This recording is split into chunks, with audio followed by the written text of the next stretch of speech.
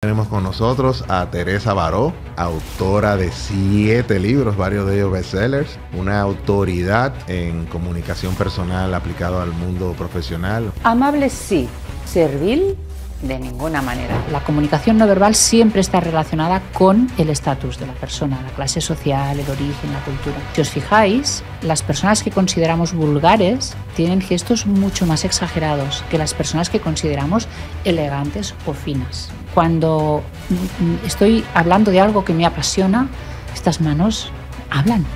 Y es que incluso consideramos que alguien que se expresa y no mueve las manos es que no está muy convencido de lo que dice.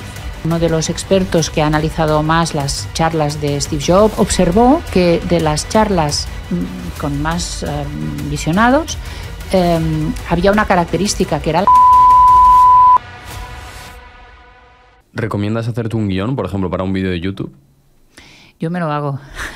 ¿Y ahí vas apuntando todo lo que vas a hacer de pausas, entonación y demás? A ver, yo hago dos cosas. Hago los directos y ahí yo tengo un esquema, puramente un mapa mental. Ahí yo sé lo que voy a decir, cómo lo tengo estructurado, cuál es el orden de las ideas, pero lo voy contando a medida que estoy allí y según cómo me surge en aquel momento. Y luego tengo otros vídeos que son grabados con teleprompter, porque quiero que sean concretos, justo estas palabras que he decidido poner y estos ejemplos, y no dispersarme, son mucho más breves. Y aquí sí escribo el guión, y lo escribo pensando que tiene que ser lenguaje oral, porque esta es otra de las técnicas que hay gente que no domina. O sea, cuando tú vas a grabar un vídeo, aunque tengas el texto escrito o alguien que va a pronunciar un discurso y lo quiere leer, pero lo tiene que redactar pensando que es lenguaje hablado, no lenguaje escrito, porque el lenguaje escrito tiene muchas más subordinadas, lenguaje más formal, unos giros que en el oral, en el lenguaje espontáneo no salen, no están ahí.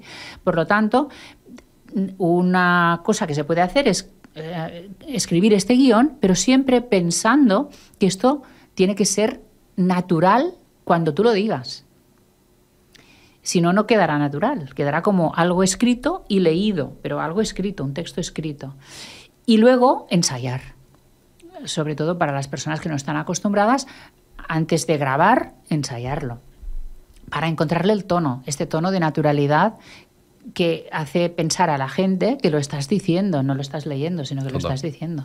¿Y haces algún tipo de juego mental para que la cámara no... A veces se asusta, ¿no? Ves el objetivo negro y te asusta. Hay gente que imagina que es una planta y la planta pues le habla a la planta. ¿Tú tienes algún juego mental? Sí. Yo hablo a las personas que están detrás de la cámara, que me van a ver, a mis seguidores de YouTube, por ejemplo, a mis seguidores de todas las redes. Yo grabo muchos vídeos para empresas, para formación interna, para cursos que hago a medida para mis clientes. Pues ahí yo pienso, si son médicos o son bomberos o lo que sea, ¿no? Pues yo pienso que los tengo justo detrás del objetivo de la cámara. Entonces les hablo a ellos. Qué bueno. Ostras, ¿y cómo pierdes el miedo a la cámara? Que al principio cuando... Bueno, a lo mejor no sé cómo tú viviste la experiencia, nos la puedes contar también. Cuando empiezas a exponerte en redes sociales, ya no solo es miedo a la cámara, es miedo a la cámara más la opinión del resto de la gente que está criticándote o que te está opinando sobre ti, te está juzgando. ¿Cómo lo gestionaste o cómo recomiendas a una persona que acaba de empezar en redes sociales, por ejemplo, a exponerse, a quitarse ese miedo, a hablar? Bueno, mi experiencia fue muy especial porque yo empecé en televisión y en directo, además. Eso sí que es buen entrenamiento. Sí, es un buen entrenamiento, la verdad es que sí. Bueno, unos nervios, menos mal que yo estaba entrenada hablando en público, pero no es exactamente lo mismo. Hay unas técnicas específicas para hablar en televisión, otras para hablar para las redes o para YouTube, ¿no? O sea, cada entorno tiene sus herramientas especiales, aunque hay una base común, pero hay unas técnicas especiales. Entonces yo empecé en televisión española, estuve, 6 años, cada lunes yendo a dar mi cápsula de comunicación no verbal en el Para Todos Lados. Sí. Y eso me dio muchas tablas en este entorno, en el entorno de cámara. Pero allí yo tenía una ventaja, y es que había un presentador que me hacía preguntas. Entonces yo no miraba a cámara. Pero eso ya me sirvió para vencer el miedo a la visibilidad, a la exposición pública. Porque, bueno, yo era en directo y yo había días que salía, me iba en coche para mi casa y pensaba, qué mal lo has hecho, Teresa, pero por favor, pero es que te has equivocado aquí, allí, no has seguido el guión que te habías preparado, tal. Entonces, bueno, estaba temiendo el momento en que Televisión Española lo colgaba a internet y era el peor momento de la semana, al tener que verme y ver todos los errores. Ahí. Y luego mi marido, por ejemplo, me decía, lo has hecho genial, ha estado muy bien. Y entonces me di cuenta de que la perspectiva de uno es diferente a lo que ven los demás y que en general somos muy exigentes. Y que eso a veces nos perjudica, porque esta exigencia, este afán de perfección, también nos tensa y nos pone más rígidos o incluso a veces provoca que tengamos más errores. O sea que aquí yo ya aprendí, hice un gran aprendizaje. También, evidentemente, el verte te ayuda a corregir cosas, tics que tienes o manías. Una vez me di cuenta de que no tenía muletillas de las típicas, pero enlazaba las frases o enlazaba ideas con la palabra sobre todo. Cosa curiosa, ¿no? Porque yo creo que nadie más utiliza esta muletilla. Y en un programa que duraban 7 o 8 minutos, a lo mejor lo había dicho 6 veces. Entonces, claro, eso te das cuenta cuando te ves. Por lo tanto, aquí el primer consejo es practica, graba y mírate. Ya eso da miedo, ¿eh? Claro, da miedo, sí. pero es que es imprescindible. Total. O sea, te tienes que mirar. Y además te tienes que mirar, por un lado, con ojos indulgentes, Claro. no puedes ser muy cruel contigo mismo, pero al mismo tiempo con este ánimo de mejorar y tomar nota de las cosas que se pueden mejorar. Y eso es lo que hace que luego te vayas sintiendo seguro y vayas mejorando, evidentemente, porque esto es práctica, ¿no? ¿Y se puede mejorar el carisma? Qué difícil la respuesta. Se puede mejorar. Yo estoy convencida de que sí, de que cuando una persona va adquiriendo seguridad, se siente cómoda, va aprendiendo además con la edad, va desarrollando este carisma o su propio estilo. O sea, lo peor de todo es seguir un patrón que alguien te ha dicho que tenías que seguir. Ser gris, ser un poco original. Esto ya es la primera condición de no tener carisma. Pero ¿qué pasa? Que es que muchas personas están condicionadas porque las han educado de una manera muy rígida, por ejemplo, o muy estricta. Y no sé, o se centran mucho en el tema que están trabajando. Pues ayer estuve con ingenieros y claro, pues ingenieros totalmente centrados en su tema, tienen que ser muy rigurosos, no se apartan de ahí. En el momento de comunicar, carisma poco. Pero ¿cuándo se puede desarrollar el carisma? Cuando te sientes, en primer lugar, seguro y cuando te sientes libre también de expresarte como eres. Pero realmente, ¿qué es el carisma para ti? Porque a mí me cuesta definirlo.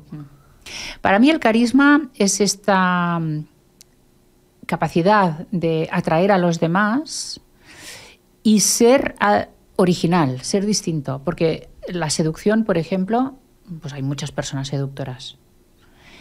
Pero el carisma tiene algo más. Y además el carisma no necesariamente hace que la persona resulte agradable. Así como la persona seductora sí, Hostia. el carisma puede ser alguien, además, horrible moralmente. No sé, pues Hitler tenía mucho carisma. ¿Sabes? Puede ser una persona a la que tú puedas llegar a odiar. Y tiene carisma. ¿Por qué? Porque es especial, porque sabe comunicarse muy bien, porque atrae a la gente, pero no tiene por qué ser bueno el carisma, a nivel moral, a nivel ético también. Claro, porque el carisma tiene mucho que ver también con ser diferente, ¿no? Como Sí. tener un aura Sí, alrededor, de decir, wow, exacto. es que está en contacto con Teresa, tiene algo ahí que te deja atrapado. Es como que no quedas igual que el resto de interacciones. Exacto, no te deja indiferente. El carisma hace que la gente te recuerde y que entres en la mente de estas personas. A veces, como digo, para bien o para mal, ¿no? Pero impactas, dejas huella. Y a veces son personas normales y corrientes, ¿eh? Puede ser un vecino que tú tengas, Total, pero sí. no tiene por qué ser alguien famoso, alguien que se dedica a la comunicación o un político. Al contrario, que a veces estas personas que se dedican a la política no lo tienen, este carisma. Hay muchos políticos sin carisma. Sí, se analizaba en un vídeo de YouTube que lo vi, me pareció muy interesante esto, cómo se comportaba Matthew McConaughey en diferentes entrevistas, este actor famoso que ha hecho la película Interstellar, por ejemplo, y tal. Y siempre se le veía que en cada una de las entrevistas él hacía comportamientos constantes, como por ejemplo, de repente se sentaba y siempre se apoyaba, por ejemplo, en el asiento que tenía al lado, o se expandía los brazos, o de repente las piernas las cruzaba y las abría demasiado y se relajaba mucho, o de repente se quedaba mirando y con una media sonrisa y se quedaba en silencio mirando fijamente a los ojos. Era como un montón de detalles que sacaban que hacían que la persona en general fuera como carismático.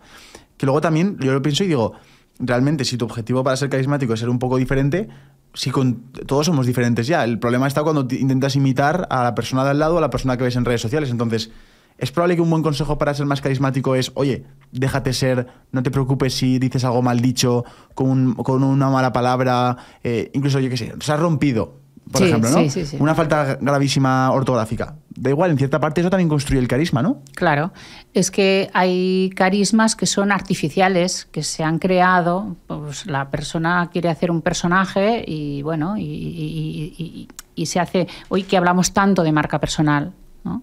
Está muy relacionado con la marca personal esto, pues tú te puedes hacer eso, un plan y un personaje, pero llega un momento siempre, que es la hora de la verdad, donde esta fachada se cae. Total. Por lo tanto, cuando hablamos de marca personal también en mis cursos, es siempre, oye, la marca personal tiene que estar absolutamente relacionada con cómo tú eres, porque es que si no, no podrás fingir toda la vida, no podrás engañar en todo momento a todo el mundo. Por lo tanto, tiene que ser auténtica. Es decir, mira, ejemplo, ¿no? Cuando os puede pasar a vosotros que cuando un fan, alguien que os sigue, os encuentra ahora en la estación, ¿no? Y os pide un autógrafo o algo así, habla con vosotros un momento, se vaya y diga, oye, es que son igual en el podcast que en la vida real. Bueno, pues eso puede ser carismático. Pero cuando conoces a esta persona y te decepciona, y dices, madre mía, pero no tiene nada que ver lo que sube en redes o la imagen que quiere dar con lo que es realmente. Entonces, aquí, bueno, este es el fracaso de esta marca personal y de este intento de carisma. Aunque bueno, por otro lado estaba también, claro, es que depende del perfil, ¿no? Porque hay gente que sí que es verdad que tiene carisma, pero aún así está claro que fuerzan un personaje, por ejemplo, en el mundo del humor, y se entiende que están forzando un personaje porque obviamente no van a hacer ese tipo de actitud y de bromas, ¿no? Entonces, había una entrevista que le hacían a José Mota y le decían... José Mota contaba la anécdota de que estaba un día comprando en la frutería y estaba una mujer al lado y compraba naranjas. Ponme un saco de naranjas. Y se le queda mirando a la mujer y le dice, chico, que soso eres. Entonces, claro, José se quedó reflexionando en plan, pero ¿cómo quiere usted que pida las naranjas? Claro, Esas naranjas, ¿sabes? siempre toda la vida aquí de comedia, ¿no? Pero sin embargo, él sí que tiene mucho carisma, porque luego tú lo ves actuando en su trabajo y dices, este tío es diferente, le ves que se le da bien todo, en plan, se le da bien cómo mira, cómo habla, es capaz de transmitir seriedad, también carisma, o sea, diversión. Lo que pasa es que en este caso, quizá los actores, los humoristas, tienen unos personajes. Claro, literalmente luego, son ellos. Claro, y en la vida real, pues es la vida real. Pero en cambio, cuando hablamos de profesionales de otros ámbitos, no hay un personaje. Bueno, pues no sé, en nuestro caso, ¿no? Sí, justo en nuestro caso es literal. Yo no tengo un personaje. Yo soy Teresa Baró cuando voy a comprar manzanas, cuando me pongo delante del vídeo y cuando voy a dar cursos en empresas o cuando entreno a alguna persona directiva, ¿no? O sea, soy la misma. Por lo tanto, aquí creo que hay menos diferencia. Es cierto que hay una actuación en el ámbito profesional y también en las redes, porque estás delante de una cámara y tú eliges lo que vas a publicar, pero no hay tanta diferencia. En cambio, actores, actrices, Claro. gente del mundo del espectáculo, cantantes a lo mejor, hombre, estos tienen, claro, más diferencia entre el mundo profesional y el mundo de la vida privada. Teresa, has dicho entrenamiento a directivos. ¿Cómo es un entrenamiento de estos? ¿Ponéis diferentes situaciones y vas practicando con él o cómo lo hacéis? Depende de los objetivos. Por ejemplo, a veces se busca que este directivo sea un buen líder.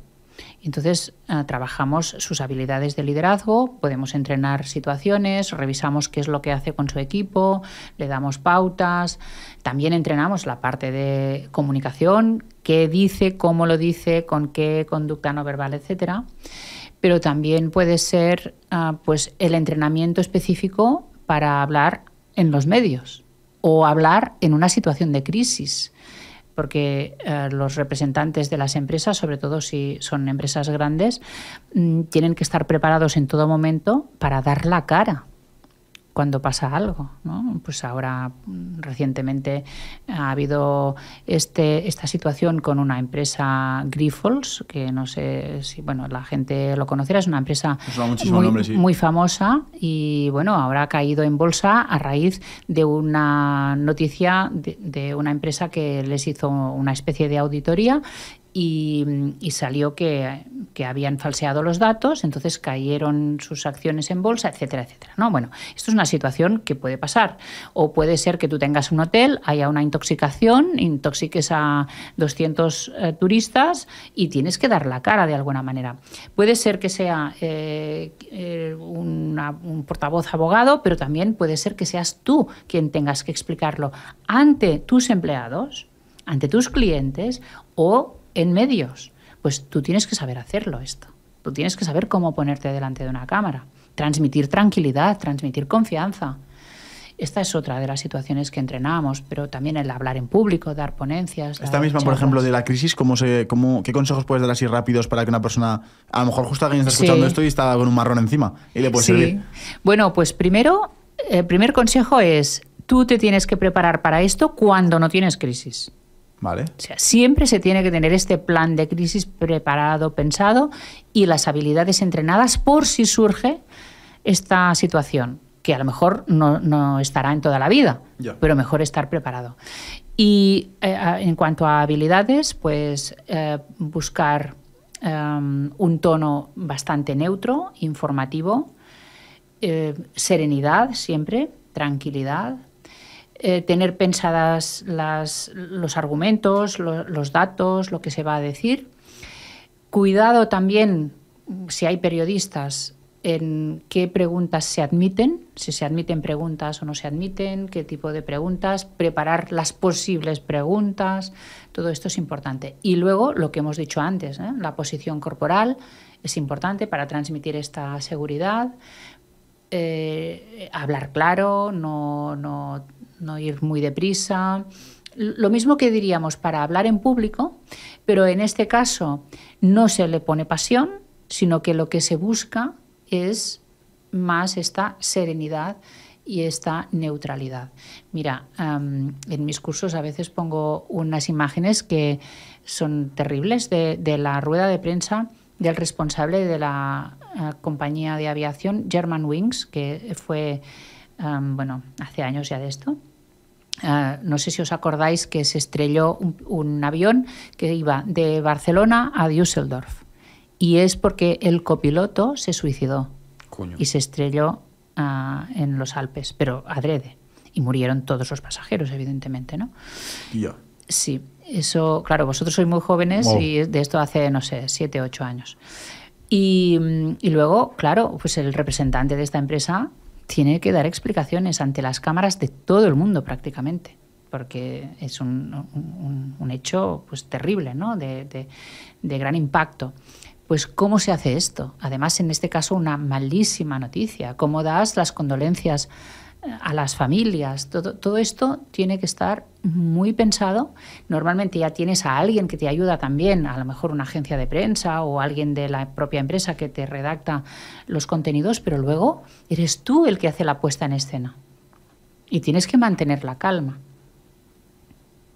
Y esta serenidad, pues, bueno. ¿Y qué hizo?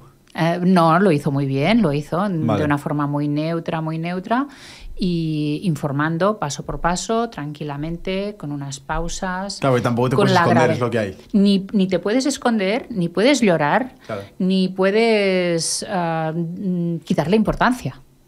Es una situación gravísima y lo va a ver todo el mundo, aparte de las familias, ¿no? Vale. Y además aquí se juega el prestigio de la compañía. Claro. Se juega, claro, el que la gente vuelva a confiar en esta compañía o no. A mí me gustaría pasar, o me gustaría mencionar un poco por encima, cuando tú quieres, por ejemplo, esto es otro campo completamente distinto, el campo, por ejemplo, del amor, ¿vale? Por ejemplo, cuando tú quieres generar una buena impresión a una persona que te ha generado atracción y a lo mejor vamos a poner que estás tomando un café con esa persona, una cita o una cena, lo que sea, ¿no? ¿Qué consejos a nivel de lenguaje no verbal y verbal recomendarías para causar una buena impresión en la otra persona? Porque a lo mejor en este caso ya no es tanto el poder y ocupar, a lo mejor es simplemente que se sienta segura o seguro. ¿Qué recomiendas? Qué complicado esto, porque primero depende de si eres hombre o mujer. Vale. Primera cuestión, pero bueno, hablemos en general. Vale. Porque también las cosas están cambiando. O sea, si antes había un comportamiento muy típico de la mujer en el momento de la seducción y muy típico del hombre, esto ahora también está cambiando. Ni la mujer tiene que parecer sumisa, dócil y con necesidad de protección, que era lo que era antes, ni el hombre tiene que ser el gran macho que protege a esta chica o a esta señora, ¿no? Sino que, bueno, que las cosas se han igualado un poco. Pero sí, lo que tú comentabas es así, y es yo tengo que hacer que esta persona se sienta cómoda. Eso es lo primero. Y, por lo tanto, lo primero que no voy a hacer es invadir. No voy a invadir el espacio, ni voy a sobrepasarme con el tacto, aunque aquí, yo no sé si conocéis los métodos de la seducción científica. No. Yo no. Pues este podría ser un tema para vuestro podcast. Y hay reportajes sobre esto. Hay comunidades de hombres que se preparan para seducir y tienen un método y luego lo practican. Van a una discoteca, por ejemplo, un fin de semana y allí se ayudan entre ellos, además, y el objetivo es seducir a cuantas más mujeres mejor.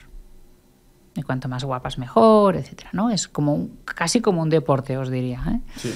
Sí. Y hay libros sobre esto y bueno, lo digo, he hecho este paréntesis porque hay métodos de seducción sexual y en este caso, pues ellos tienen muy pautado cuál es el mejor momento para tocar y por dónde tocar, ¿no? Y lo tienen claro que uno de los elementos de la seducción precisamente es el tacto, el contacto físico. Seguramente no funciona al 100% con todas las mujeres, ¿no? Por lo que decíamos antes, pero sí el contacto físico, si es admitido, ya es una puerta de entrada. Ya te da un indicio de que tú puedes seguir por ahí.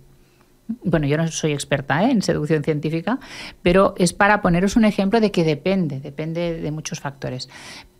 Pero sobre todo yo diría, sin seguir este método, es hacer que la otra persona se sienta bien, se pueda abrir y sobre todo, como hemos dicho antes, es poner a la otra persona en el centro de atención.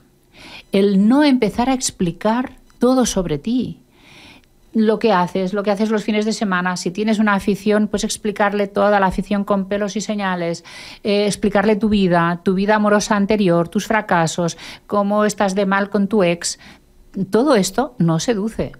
Lo que seduce es mirar a la otra persona, darle valor, escucharla, preguntarle por lo que le gusta, sus aficiones, lo que sea. Generar este entorno donde la otra persona se sienta valorada, se sienta incluso mimada, ¿no? Y claro, aquí, en cuanto a comunicación no verbal, tiene una gran importancia esta mirada.